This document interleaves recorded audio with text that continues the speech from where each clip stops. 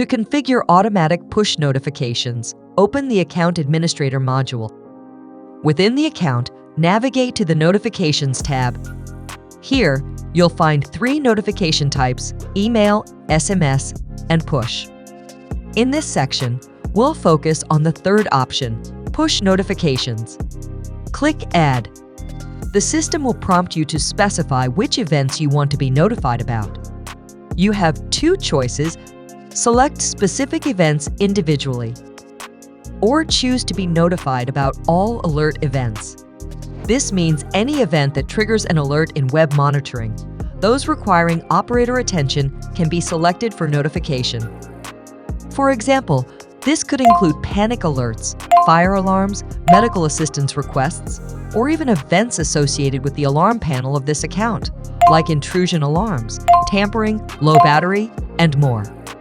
Next, choose the devices associated with this account to receive notifications. You can also select devices from other accounts if necessary. For instance, you might want to notify an emergency contact like a sibling or neighbor who belongs to a different account. Select the devices, add them to the notification list, and save your choices. The last step involves defining the text of the notification. Determine which template you'd like to use for this automatic push notification. You can create multiple templates based on the type of notification you wish to send.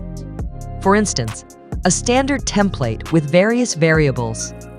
It's crucial to note that if, for example, John triggers a panic event, it wouldn't make sense for him to receive a notification.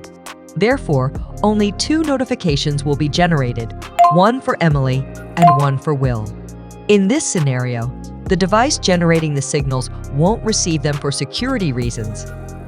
John could be in a dangerous situation, such as a kidnapping or facing an aggressor, and we don't want to alert them by sending notifications that the app is reporting the emergency and location.